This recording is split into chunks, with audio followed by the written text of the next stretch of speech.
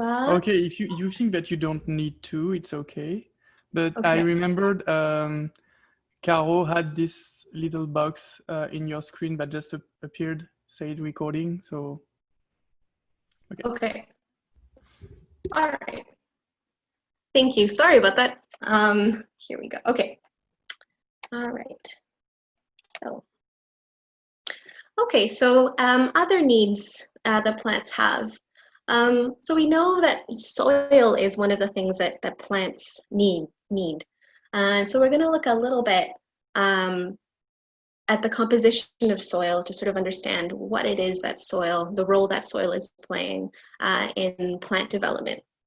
So when we look at soil, we've got a number of different elements involved. We've got 25% of soil is made up of air. 45% are mineral particles. So mineral particles in this case would refer to minerals that have broken down over, many year process. These mineral particles come from Mother Rock. So it's really we're referring to geological terms, but Mother Rock is it's rock that is found in the very sort of deep parts of the earth. So it's quite deep beneath our soils. And over geological time, Mother Rock or bedrock breaks down and is essentially what provides nutrients for plant life, and then in the long term for all life. So then we've also got 25% water. We've got humus, 80%. Oh, actually, this is the remainder, this remaining slice right here. We can further break it down. This is organic matter. We can further break down the 5% organic matter, and of that 5%, 80% of it is humus, which we will be talking about further.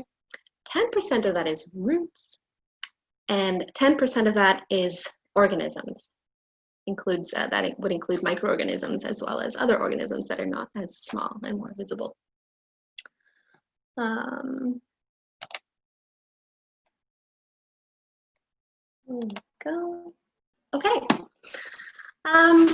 So now that we know what the main composition of our soil is, we're going to talk about the mineral component of our soil.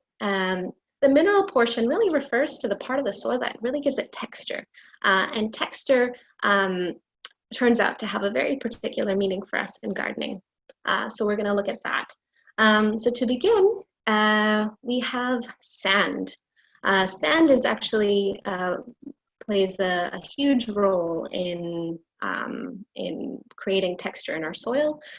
There tends to be in nice soil, there tends to be a higher percentage of sand. It can be somewhere between 70 to 80%, 60 to 80% soil.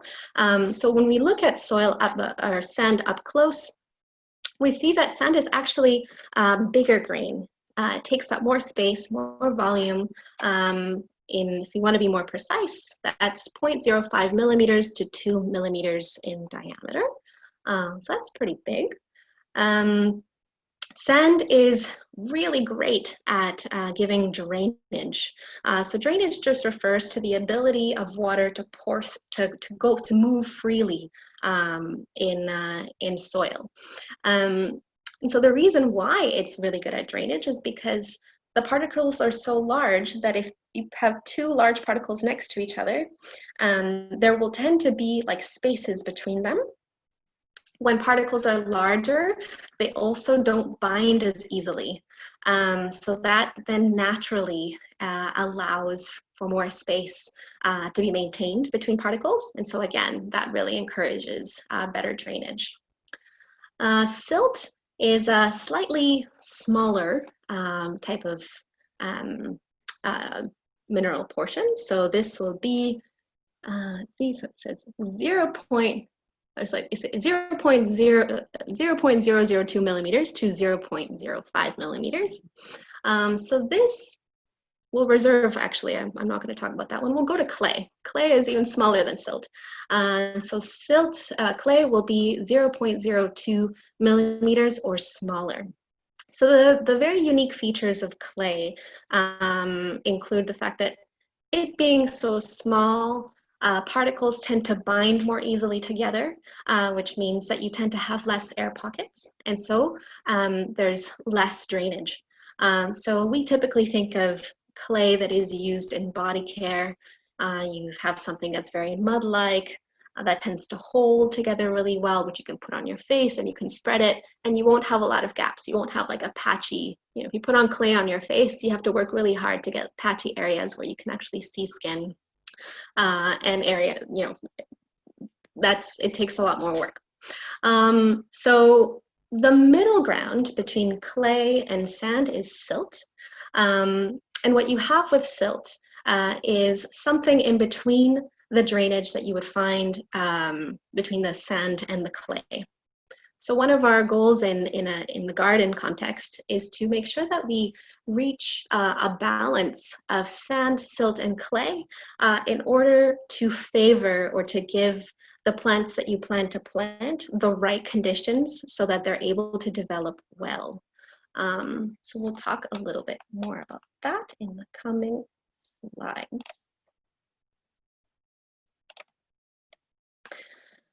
All right, so one of the ways in which we can find out what our current garden texture is looking like is by doing a very simple test called the jar test. And what that involves is putting water in a mason jar, usually about half of your mason jar full of water, and you take a sample of your soil from your garden. So you might want to take from a couple of different places in your garden. You put it in, you give it a nice shake. You will let it sit for a couple of days, and what that will do is it will allow the particles to settle, and as they settle, they naturally layer. They divide into different groups, and the reason for that is your sand tends to be a little bit heavier, so it'll be the first thing to settle. Your silt will be slightly less heavy, so that will be the next thing to settle. And your clay, it's such a fine and light particle that it's one that will tend to hang on and like float in the water for a while before it finally settles down to create your last layer. So once you've allowed everything to settle for a couple of days, then you can actually take your mason jar, and don't move it too much, or maybe you just leave it on your counter where you left it. And you want to look at the different layers.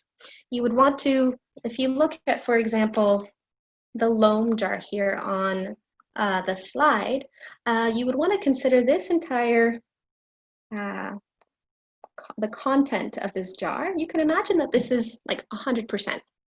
So if you just kind of eyeball what you see here, you would notice that, okay, this is roughly, each section is roughly a third, but this one is a little bit bigger. So let's say this is maybe about 45. Here it says 50% of the jar.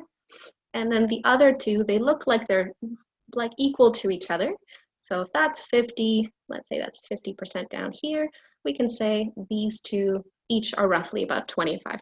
Here it says, all right, 25, 30, 10, there you go.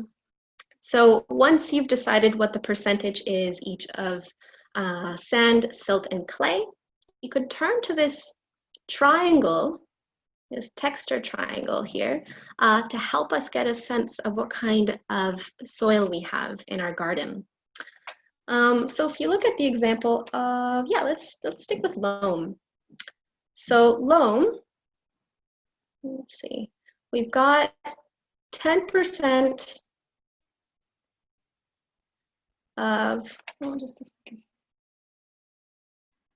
This is very confusing. Okay, so let's say here this was 30%. I hadn't worked with this slide before, full disclosure. So let's say, for example, that the clay component was 10%. So we're gonna put our arrow here by the 10%. Then let's say our silt was 30%. So as you can see, silt is over on this side, the 30 is here. So if we join we make a line with the 10 going this way, and a line with the 30 going this way, right now, if we're considering just the clay and the silt, we're going to put our arrow right here. Then with sand, let's say, all right, what, 60%. Let's say we've got 60% sand. In that case, all right, this is, here we go. 60% is here, 30% is here, 10 is here, so follow our line. Oh, there it is. That means we have, our soil is roughly located in this chart in this area.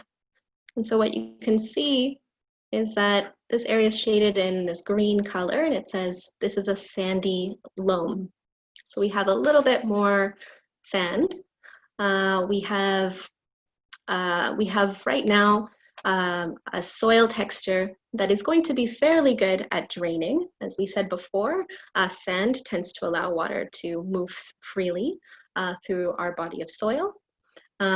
We have 30% clay, or we have a nice quantity of clay, which we said before is really good at binding. One thing that I hadn't mentioned is that when we have clay, we tend to have more water retention, and we also tend to have more nutrient retention as well. And the silt is kind of a balance between both sand and clay. So knowing that we have a sandy loam, we actually have a fairly nice texture for the plants that we want to cultivate this year.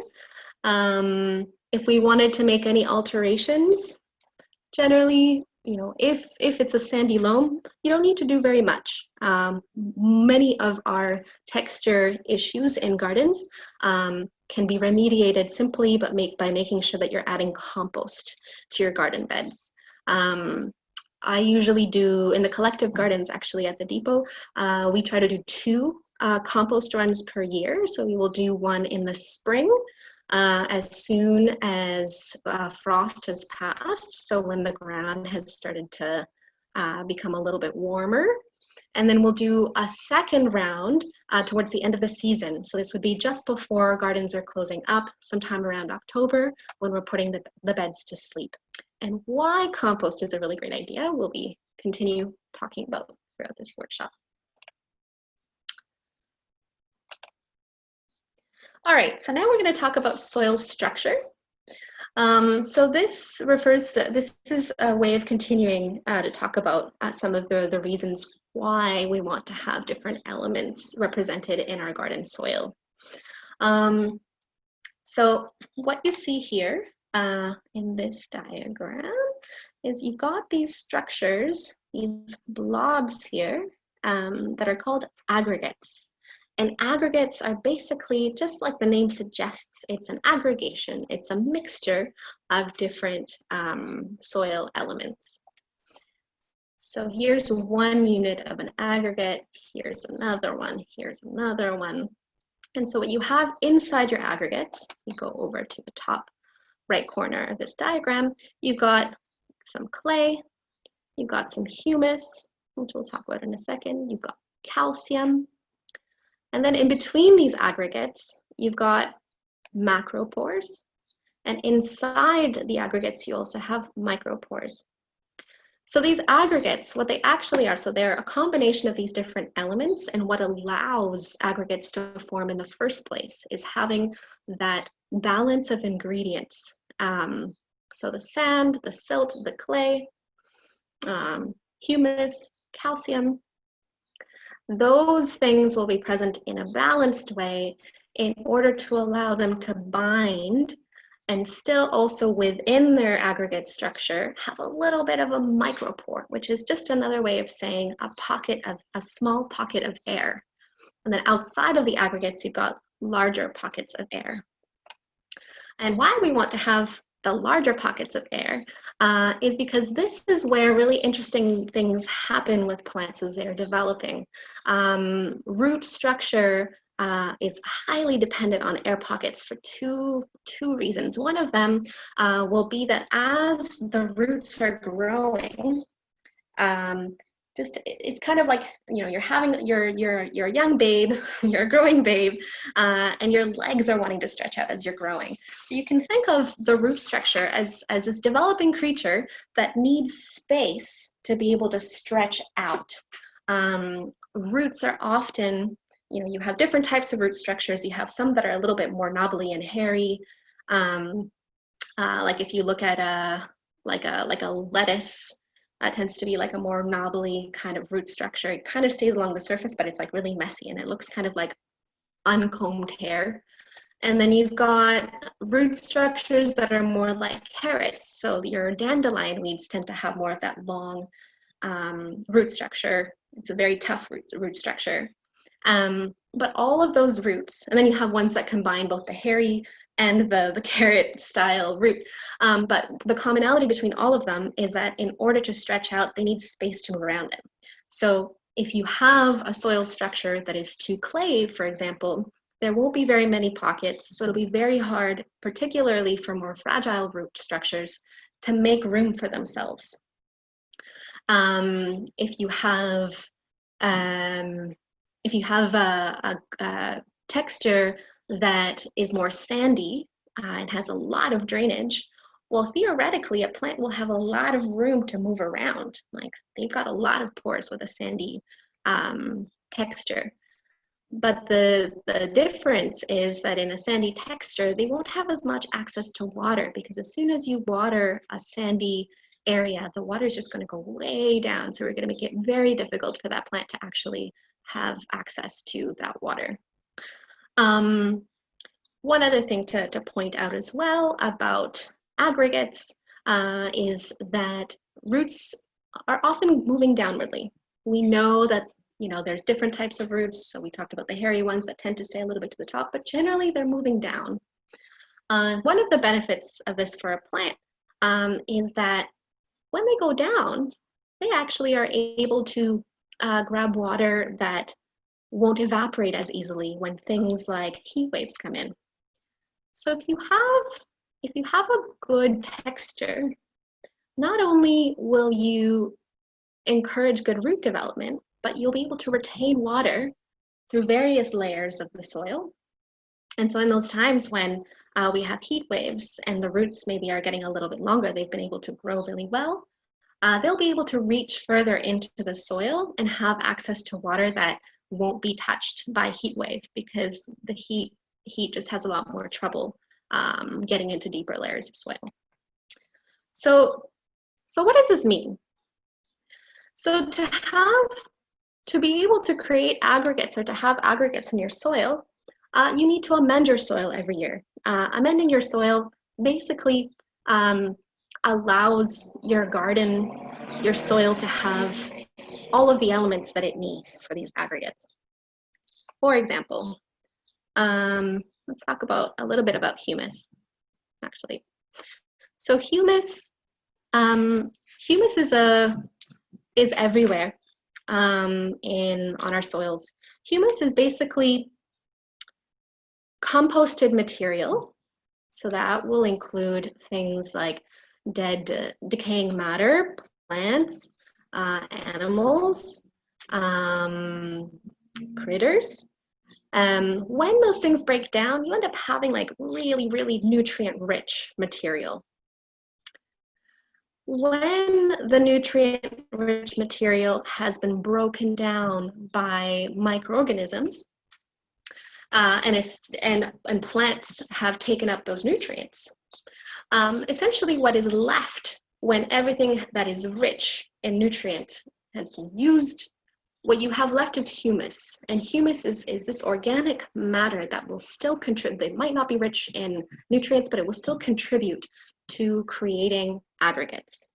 So compost ensures that you're constantly adding new organic matter that is rich in nutrients, but as your previous compost and earth has been used, you will have lost nutrients, so you need to add more in order to continue feeding your soil. So the official recipe for amending soil with compost is 1 compost bag, otherwise known as 30 liters of compost per 1 to 2 meters square. If you're gardening at home, you've got a container garden, you would want to add about 1/3 of compost into your container. This would represent about 5% of the organic matter that you have in your soil.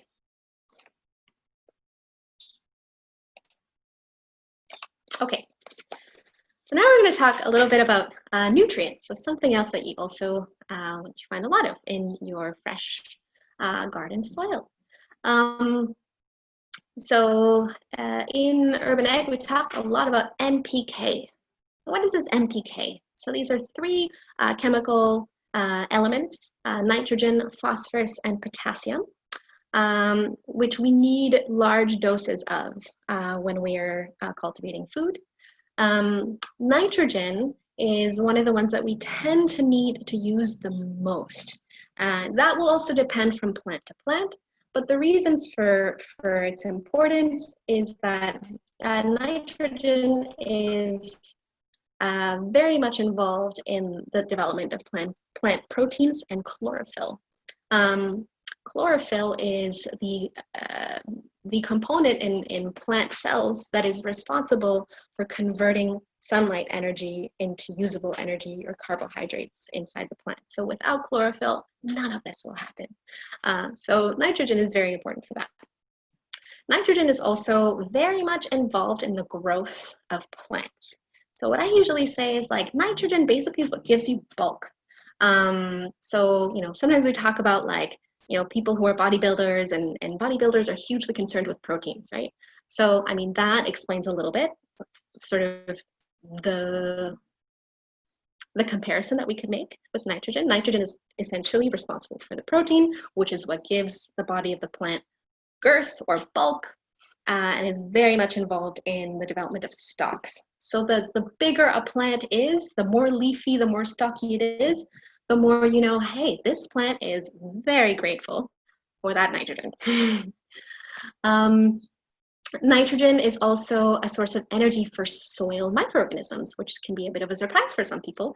Nitrogen is something that is actually naturally captured in the soil by microorganisms. So we talk about, leaving beds fallow. Some farmers, if you're working in larger, more industrial spaces, might leave entire areas of their fields fallow, which just means not planted for a season. And the reason for this is that there's biological action that happens that allows the soil on its own to naturally add more nitrogen. So why is that? Because there are other critters and other living beings in the soil that are dependent on nitrogen as well. Then we have phosphorus. So phosphorus promotes root growth. It has a role in the production of flowering and fruit, as well as ripening. Phosphorus is also a non-renewable resource, so it's one thing to think about as we move further along in human history and planet history, that it is something to be used wisely. Potassium is involved in the transportation of sugars in the plant and the stiffness of the stems. So stiffness of the stems is also known as turgidity, or like making a plant turgid. So when we think of a plant that is turgid, we think of a plant that is very vital. Like if a sudden windstorm or a rainstorm comes and the winds really pick up, like if you're a small plant, you're just gonna sort of be like waving all over the place. If you're a plant that has that makes use of potassium, of higher levels of potassium, you're probably a plant that tends to grow in more windy conditions, and you will probably be just fine in those windstorms. All plants have them, but plants that are more adapted to windy conditions will be using more. Potassium also functions a little bit like an immune support for plants, so it increases resistance to disease.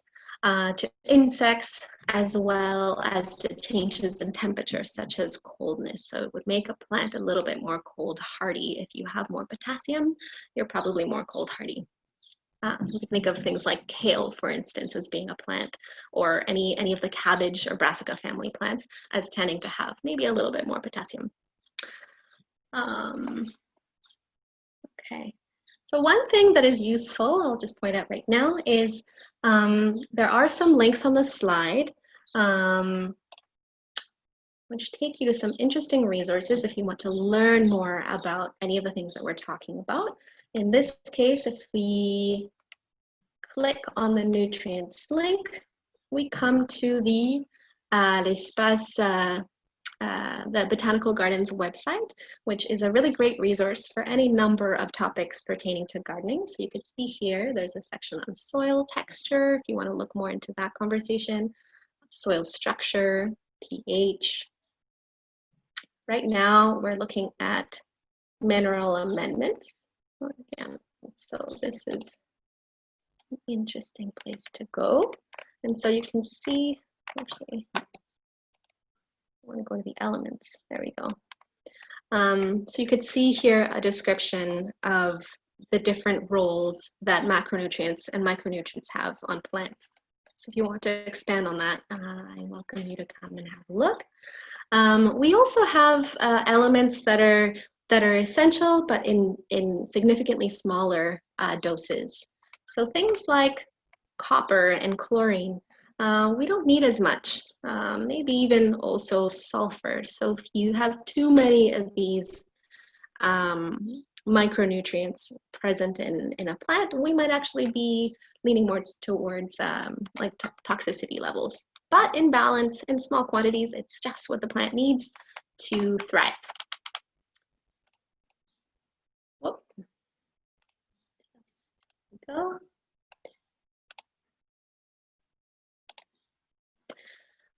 Another element of soil is pH, which Miriam was referring to earlier when she brought up her question about compost and acidity in compost.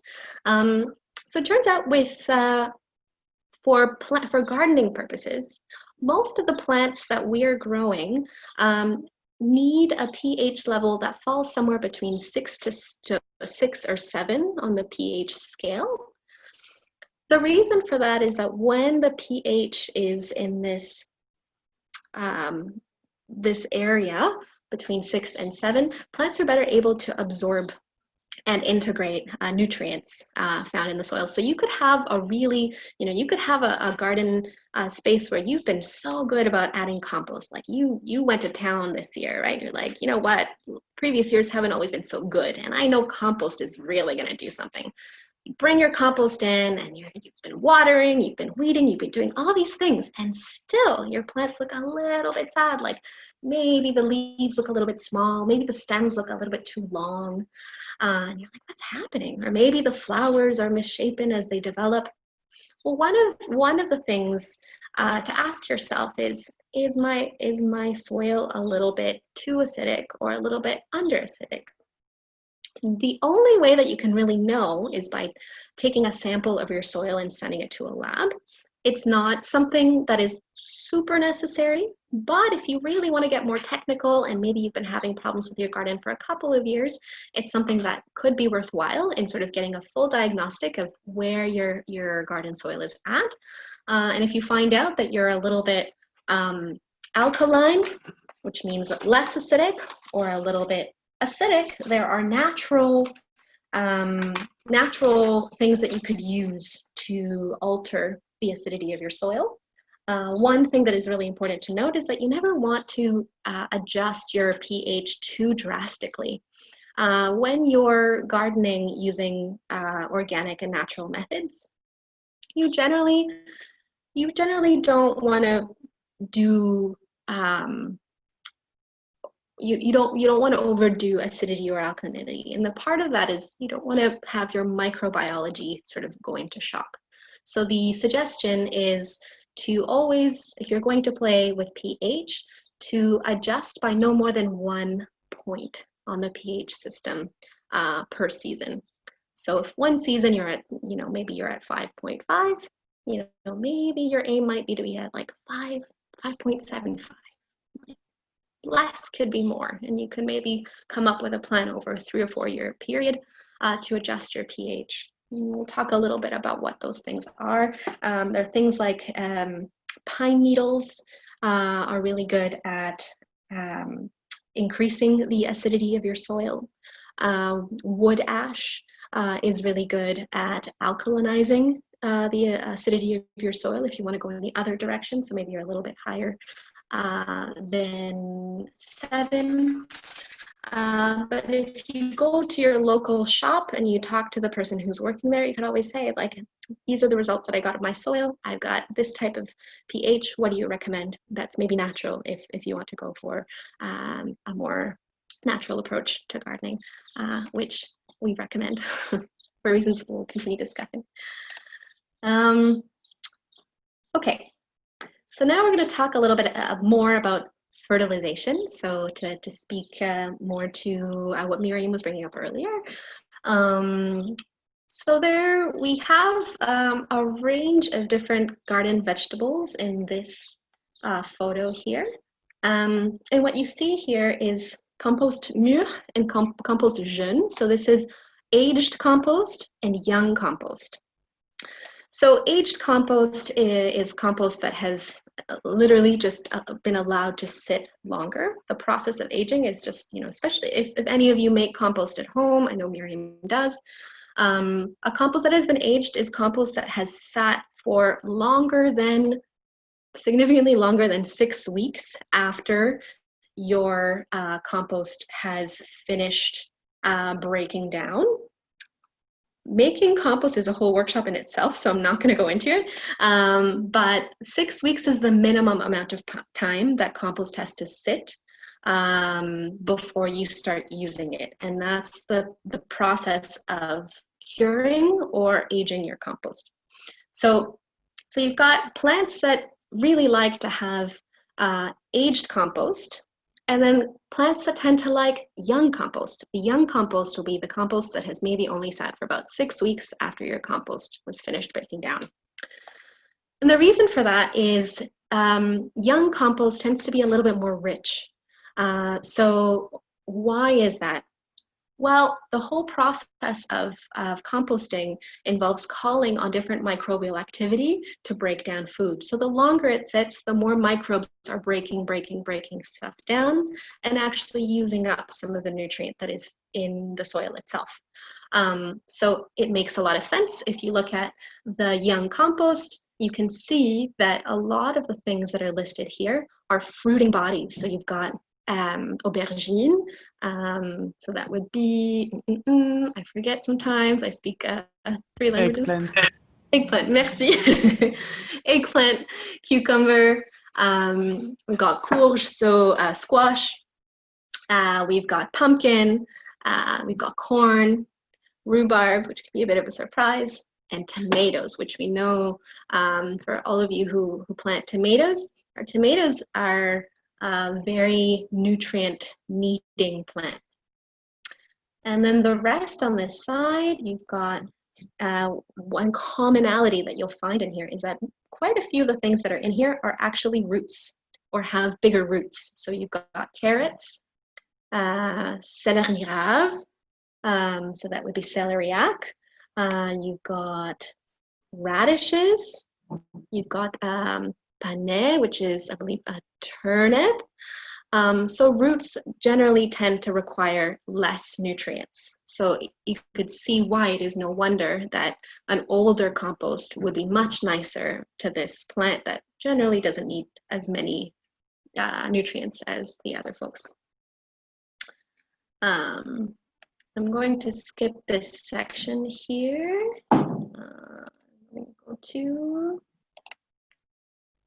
Okay, so now we're going to talk a little bit about chemical fertilizers and organic and natural fertilizers. Big topic. Why we make choices of using one over another. We Here at the Depot and in urban gardening in general, we tend to encourage using natural fertilizers for a number of reasons. One of them, and certainly not the most important one, but I'll start with this one, is that natural fertilizers release over a slow period of time compared to chemical fertilizers. Chemical fertilizers, one of the things about them that is really great and why some people really love working with them is that they release very quickly. And often they tend to have higher levels of nitrogen. And if you recall, nitrogen is one of the elements that really gives girth and bulk to plants. So if you're using the chemical fertilizers, it'll really show in the body of the plant. However, and it'll show very quickly. Compared to the natural ones. However, a few things to note about their production. So one of them is chemical fertilizers use a mixture of components from the mining and the oil industry. So we know that these are practices that you might in some situations decide to use, but we're using resources that they require higher levels of resources in order to produce. And they don't necessarily work with the microorganisms, the ecosystem of microorganisms that are present in our soil. The beauty of using natural fertilizers is that often they'll be feeding them as well. So they feed the soil, they feed the plants, and they also feed the microorganisms that are present. So we're working with what's there. Another one of the reasons why we wouldn't want to use a chemical fertilizer, such as a chemical fertilizer that has phosphorus, is often we also find traces of heavy metals inside the chemical fertilizers, and we know that certain levels of heavy metals are not as good for our bodies. So it's something to keep in mind. Oops.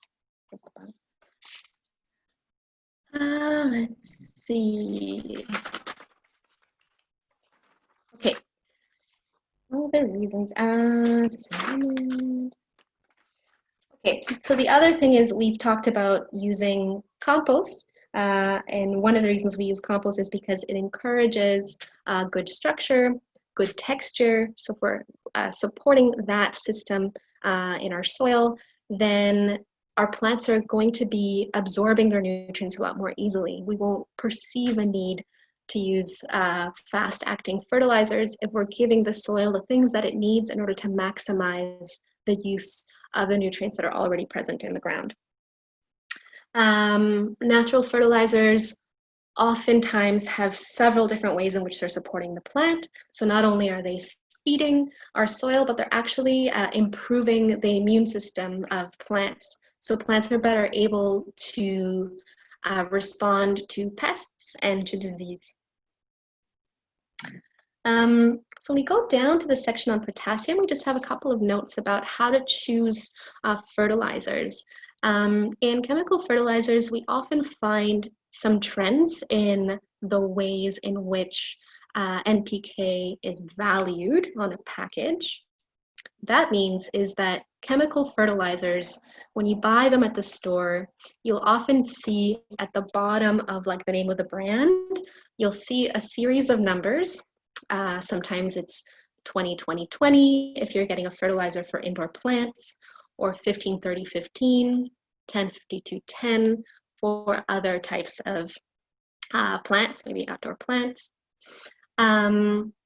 So you tend to see higher values in the chemical fertilizers. In the natural ones, you'll tend to see smaller ones, and you'll also tend to see very different distributions of the chemicals. You'll have, or the elements, so you'll tend to have some that are higher, a lot higher on the nitrogen and phosphorus, and lower and almost non-existent for the potassium, but then you'll have other ones that will have higher doses of potassium and lower of the former. What that means is you can actually, if you're using natural fertilizer, you can actually mix them yourself, which we'll talk about on the next slide. And other things to look into when you're buying fertilizers is always checking the sources. So usually for natural fertilizers, they will tell you what the sources are. A really popular one is the fishing industry. So things like fish emulsion, kelp. So this would be, it's not a fish, but it would be coming from the sea, algae. But one thing to look for is to look for certification. So two of the ones that we recommend are EcoCert and Québec Vrai. So this is just a way of ensuring that your fertilizer is actually natural, because sometimes chemical fertilizers will say that they're natural. They'll say this is a natural fertilizer, but they won't actually have a certifying body that is able to say it actually meets these conditions, and these conditions is what makes it natural. Okay, and now we're going to go to a fertilization plan that is very helpful as you're moving along through your season. So at the start of your season, one of the best things to do, as we had said before, is to apply compost to your garden as soon as frost has passed, otherwise known as when your soil is warming up. We said before, you need about 30 liters for 1 to 2 meters square. And you can play with that. It really depends on what the conditions of your soil are. So you might have a soil that is very sandy. There's too much drainage, and so your plants are a little bit underwatered because water is moving so quickly. In a very sandy garden, you might actually want to do your 30 liters just for 1 meter square. If your garden is a little bit more clayey, then maybe that would be a situation where you want to put 30 liters per 2 meters square. So you can play around, but do know that if you tend to have a garden that is more sandy, feel free to use a lot more. Another way to think about it as well is some people say it's a good idea to have about 2 to 3 inches worth of compost on your bed. So if you were just to look at your planting bed from like a profile, and your compost is, or your soil is here at the beginning of the season, when you add your compost, you want the compost to add about this much more girth. So that's another way of kind of eyeballing. You can be very, very technical if you like, and you can do calculations. This is what agronomists and people working in the agriculture industry will be doing. They'll be doing more measurements, a more measurement approach to managing their fertility and their soil. In gardens, we can play a little bit more. So that's the first step. The next step is thinking about the solid organic fertilizers that you're going to use throughout your growing season. So one of the ones that we tend to use quite a bit of in the collective gardens is liquid fertilizers. So liquid fertilizers, basically you'd be buying bottles of concentrated liquid. I mentioned fish emulsion and seaweed. So you will usually be diluting this into water. The packaging will always tell you what the proportions are. And the lovely thing about liquid fertilizers is you have 2 options for how you can use them. You can either spray them directly onto the soil, and the root systems will eventually uptake the fertilizer. The other more interesting, very interesting way is that you can actually spray the body of the plant. And so the plant is actually able to absorb the fertilizer through its pores. Some studies have shown that its plants are actually better able to absorb, like by smile. We don't know by how much, but that they absorb a lot more of their nutrients through their pores, in fact. But there are reasons why you wouldn't want to do it through your pores. If you're gardening at home, you can only do your gardening activity, let's say around 2 o'clock in the afternoon. This is when the sun is very strong.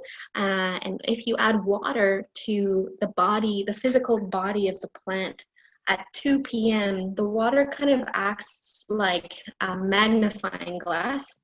and the sun can actually heat up the water so much that it can burn the leaves and the stems of your plant. So if you're going to use a foliar approach to adding liquid fertilizer to your plant that is on its body, then you want to wait until sundown. That's the safest time to do it. Otherwise, you can do it directly on the soil.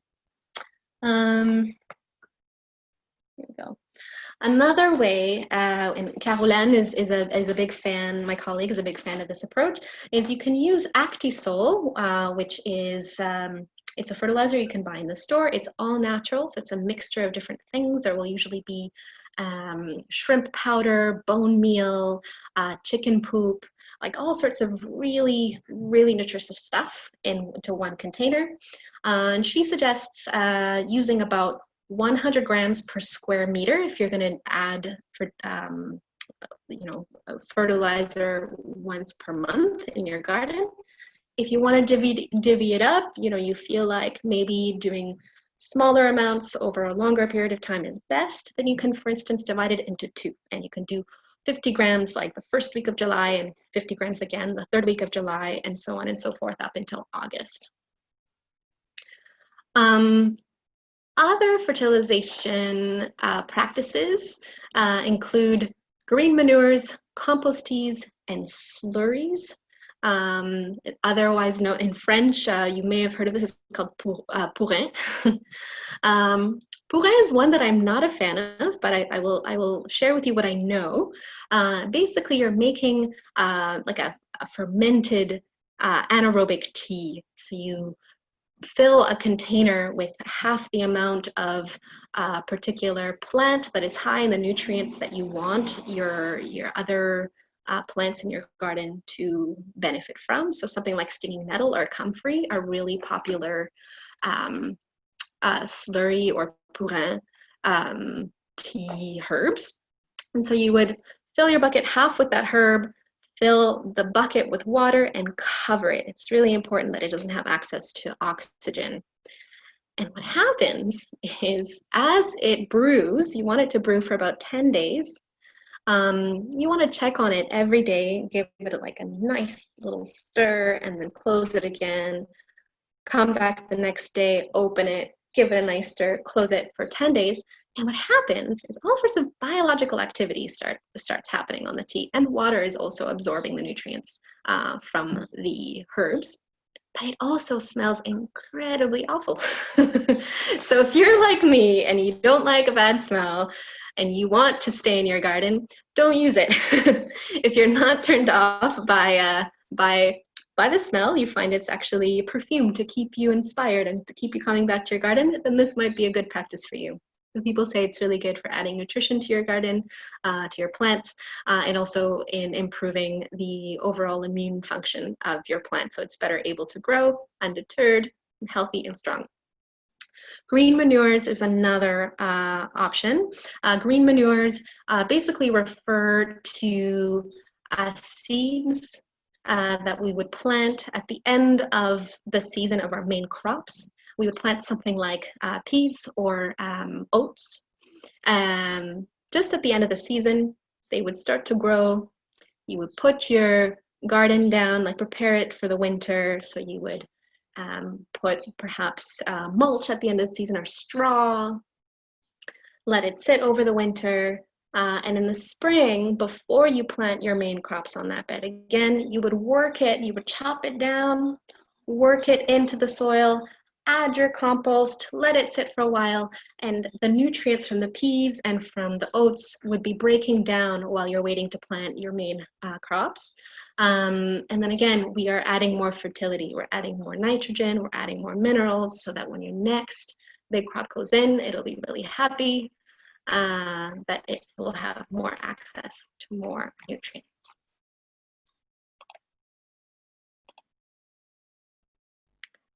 So this is just a description of what we've just talked about.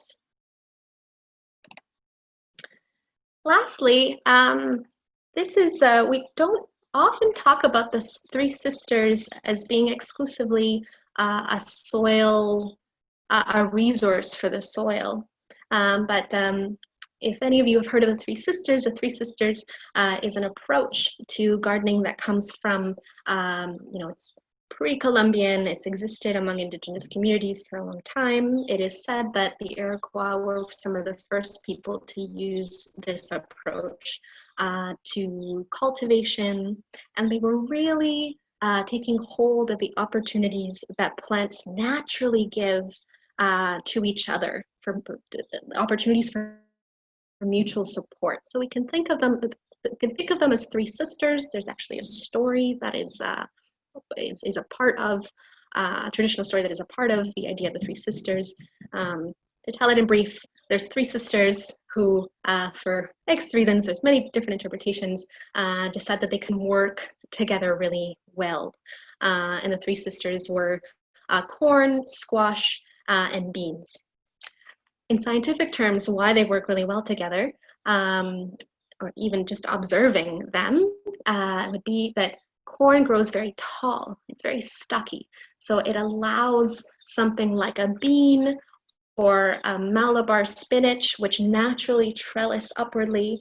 It gives them a body or a support so that they can wrap themselves around them and have more access to sunlight above the corn, or at equal levels to the corn, because the corn would theoretically be overshadowing a little bit the beans, and beans do need light. So they would work well together. We also have squash. Squash tends to grow low to the ground. So being low to the ground, what that would do is it would provide cover for the soil, and in that way do two things. It would reduce, theoretically, the amount of weeds that would be able to grow because they wouldn't have immediate access to sunlight after sprouting. And it would also provide shade and reduce heat absorption in the soil, thereby reducing evaporation. So what that does is it increases the soil's capacity to retain its water. And again, we go back to this question of soil texture and what texture does. If your soil is retaining good amounts of water, also has good drainage, you will have plants that will be better able to absorb water and better able to deal with things like extreme weather changes, such as heat waves, where they're still able to have access to water because not a lot of it has evaporated. So really cool thing just before we wrap up. So the three sisters doesn't actually have to be the three sisters, or just the three members of the family. There's, in each family, there's usually uncles and aunts and, cousins and step siblings and a lot happening in families. So we can think of the three sisters as just being like the basics for this style of thinking when you're planning out your garden. But you could actually include other things as well. So here they've got, this is a more Mexican style three sister bed. So there's chili, or like hot pepper here on the side. We've got the beans, the corn, and the squash that we talked about. We've got quelite, which I'm not actually sure what that is, but we can see that this is a trellising plant, like it's moving up the body of the corn, so that could easily be replaced with something else that trellises, like the Malabar spinach. And then here they also mention huitlacoche, which is a fungus that grows on corn and is considered a delicacy in Mexico. It's a really bizarre looking thing. It's gray, and it's basically like, if you are blessed with this fungi, basically what happens is the corn starts blowing up like a balloon. And if you open it and you look inside, there's the starches and all the components of the corn have basically turned into this blackish looking powder. So it kind of looks like dirt, but it's actually very nutritious. There's an entire cuisine devoted to it. It's awesome. I've had it. I recommend it. If you ever get your hands on it, go for it. Tell me how it was. Would love to hear it. And so this is just one more way of thinking about ways that you can plan your garden, things that you can plant in your garden space to support the soil structure and ultimately support the plants that you want to cultivate. So that is the presentation. So now I'd like to open up the floor for questions and comments and discussion. Let's see. So if you have a question, please feel free to wave your hand and we can unmute you. Or if you prefer to continue posting on the chat, Mathieu has been taking care of posting the chat questions up so I can go through those. But please, by any means, if you would like to ask a question using your voice, we'd love to hear that. Okay, so how do we make compost more alkaline? And do we add citrus? Really good question. Okay, so I think Miriam had mentioned being concerned that adding citrus was making her soil more acidic. So I mean, one of the things that I'll say is, I mean, compost is a whole workshop in itself. So there's a lot of ins and outs for compost, but one of the things that you could think about is perhaps like, this is a simple one for compost, is maybe not put that much citrus in your personal compost. So in the collective gardens, we usually talk about how we want to bring kitchen scraps from home, and we want to bring as much variety as possible, because the more variety we add to our compost, the more variety of nutrients that we'll actually be adding to our compost beds. So it's not to say that it's not good to put too much citrus. That's great, but if you really want to have a balanced compost, like, use whatever you got in your kitchen and mix it all in. If you have friends who are also making compost, like, share different types of kitchen waste so that you can create well-balanced compost. In terms of pH, one thing that can help reduce acidity, which I think I'd mentioned before, we've got lime and wood ash. And if you've got compost that is the opposite, it's too alkaline, you can use pine needles. So I mean, I'd say there is a science to this, and I actually don't know the science to measuring how much to put in. I would encourage you to consult with the Espace de Vie or the Botanical Gardens website. They do have some information there that might be a bit more precise. But generally, if you want to alter your pH in small quantities, which is what we recommend, you don't want to do too much in one season. Just like a handful, you can eyeball it. Like, eventually over time it will change, but if you want to, for instance, acidify a patch for blueberries or strawberries, which tend to need a slightly more acidic soil, I would say, you know, before you plant your blueberries, which are perennials, or your strawberries, which will be there for about 3 to 4 years, I would just like eyeball put some pine needles down. If you want to be more exact, you would ideally need to take a sample of your soil to a lab, get the results to see where your acidity levels actually are, and then refer to something like the Botanical Gardens website to get a sense of what exactly the quantity is that you would need in order to bring it to that optimum level. In terms of vermicompost, I think your question was, what is the difference between earthworms and the worms that you use in vermicompost? So in vermicomposting, you actually use red wrigglers, they're called, and both of them are very different. So when you want to use worm castings for your garden, you need to use red wrigglers to make those castings, to make that compost.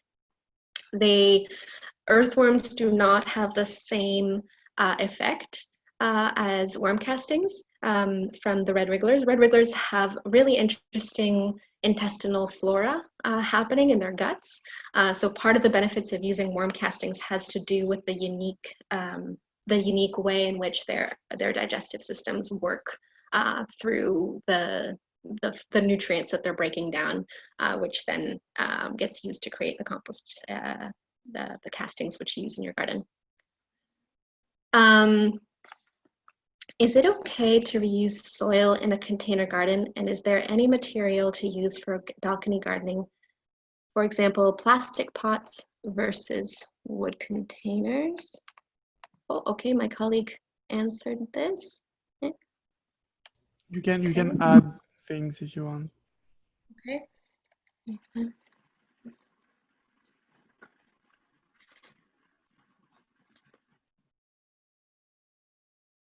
Yeah, the key is always to add more compost. The only thing I would add is perhaps if you had a really bad infestation of a particular pest in your balcony garden, maybe let's say you were growing leaf miner, not leaf miner, sorry, I'm skipping ahead. Maybe you were growing beets or Swiss chard and you got a lot of leaf miner. It is possible that the leaf miner left eggs in your soil, and the following season you might have a lot of leaf miner. So let's say you want to continue growing Swiss chard in that bed, then it might be a time when you want to change the soil. If you have a larger balcony garden and you have more beds or like more pots, then in that case, I wouldn't worry too much. It would just be about making sure that you don't grow a beet family plant there again the following year, just to give any eggs that hatch there the chance for them to basically die. Because if you grow the same thing there again when they're born, let's say your Swiss chard is already in full development and they're born, they're like, oh, bingo, I just came to life and hey, there's an easy source of food. You've just basically given them like the conditions to thrive. You're basically saying, welcome, come back. So I hope that was a helpful response. Will the compost package at a garden center mention if aged or young? That's a really good question. No. So the question of young versus old compost is really a question for people who are making their own compost at home. That's the only way that you can really guarantee knowing how long it has aged for. So if you're getting compost from a garden center, you can assume it's actually aged. Question about the expiry of organic fertilizers if kept indoors and in the dark. Do they last more than a year? That's a really good question. We've generally not kept liquid fertilizers for very long in the collective gardens. I think the most has maybe been 2 years, maybe 2.5. But I believe so, as Mathieu said, I can just see it here. They generally last a pretty long time. I think the key thing would be to observe, especially if it's been more than 2 seasons. Look inside. If the thing is starting to go off, it will start to develop mold. So the same things apply, same rules of thumb that we use in our kitchens. It's hard to do with smell when it comes to fish emulsion because fish emulsion is naturally really stinky. But it's a very distinct smell, like fish smell versus moldy smell. You'll generally tend, unless you have like a bad sense of smell, reduced sense of smell, you can tell, like you might get a bit of a reaction if it's something that's moldy, but always like keep your eyes open to see if any fuzziness starts to develop. Can compost tea be purchased? I actually have never looked. And I would say probably not, because compost tea is only good. It only has a short window of time under which you can use it. So you would ideally use it after your 10 days of brewing. You would use it right away. So for someone to sell it to you, like you would need to like buy it the day that it's ready and use it the day that it's ready. So probably not, but you would need to confirm. Are there any other questions? Please feel free to wave your hand and we can unmute you.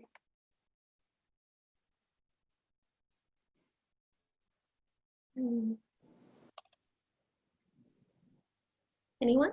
Hi. I just want Hi. to say thank you. This has been so informative and definitely the right style of webinar I was looking for.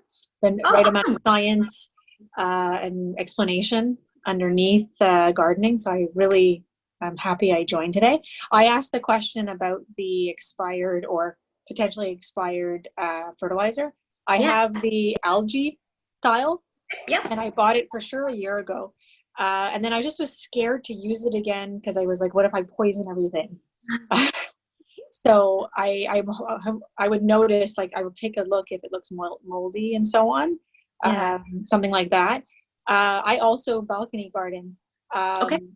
So I had actually, and I guess it's more of a bigger question. I've Mhm. actually every year just gotten rid of all my soil and then start fresh. Oh, wow. Because I thought it would sort of be empty of nutrients. But I think what I've learned today is that if I was to add fertilizer before the end of the year, my soil would be good to start the next year, add a little compost and so on. So I thought that was really helpful with both of those questions. I think my last question is the actual fertilizing of containers. I think you were saying to do it would it actually be every 2 weeks if that was the case? Like do it consistently throughout the seasons? Yeah, so the way that I've done it, and I think different people give different recommendations. So there's like your textbook definition of like what is the best time to start and how often, and then you'll have folks who will want to experiment a little bit. And I think experimentation is a wonderful thing. So take all rules, gather what you can from them, but also, you know, if the stakes are not so high, if you have enough space in your balcony, like take liberty to play around a little bit. So the way that we do it in the collective gardens is when we plant when we do our transplantation, we usually wait about a week or two before we start fertilizing. My colleague Caroline, she's a big fan of fertilizing some plants right away, but I always wait 2 weeks. And you know, my reasons for that have been that I've done it that way for a long time and it hasn't done any damage. Then you have algae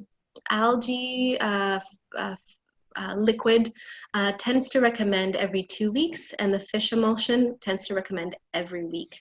So one way that you could choose to do it this way if you like is maybe if you do it every other week with both, you mix both. And maybe every other week you just maybe give them a higher dose. You could try that. Or you can do it once a week, but 1 week you'll just do fish emulsion. The second week you'll do fish emulsion combined with algae. The other week you'll just do fish emulsion. I can definitely suggest doing more fish emulsion for tomatoes because your tomatoes will really, really love it. They very much appreciate higher levels of that for many reasons. So Thank you. Have fun. If I could add something about the algae liquid fertilizer, I just look at mine and it just said fresh marine seaweed. I worked during 3 years in a lab and I was studying algae. So I know some of them produces toxin, but probably not the one that they put in this bottle for the fertilizer. And even if it's old, the only thing that could happen is that the ingredient is a little bit altered and it won't give as much nutrient as it would have give if it was fresh. But I don't think it could destroy your entire garden just because it was old. So, and I believe you can reuse it during 2 seasons, maybe 3. But I think 1 year is good. 2, I think it's not really useful to use it anymore. It's maybe too old. I'm just going to add one more thing just to add to what Mathieu was saying. When you're using, after you've diluted your fish emulsion and your algae emulsion, it's good to make sure that you finish using that or that you don't reuse that one after. It's for sure, if you reuse the leftovers a couple of days later, you will definitely have all sorts of other microbial activity living in there that might not be so great for your plant. So keep that in mind. And it'll get really stinky. And what might happen is you open the bottle because maybe you want to have a smell, and it'll like explode, and you'll get like a bunch of it splashed on your cheeks. True story, has happened, and I've gone home with like garden perfume that is not very pleasant. So does anyone have any other questions?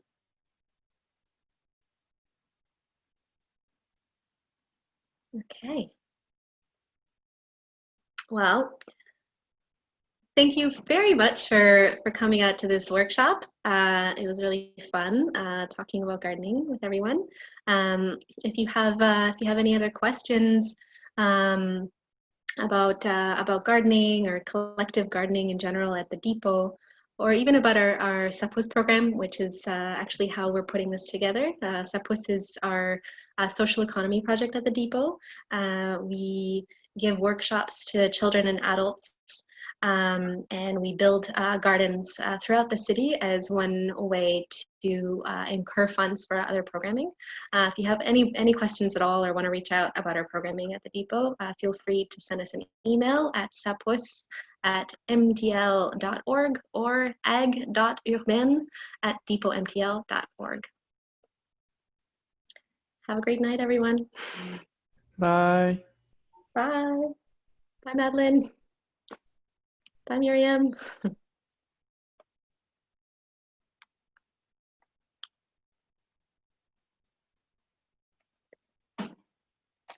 Bye, Mana.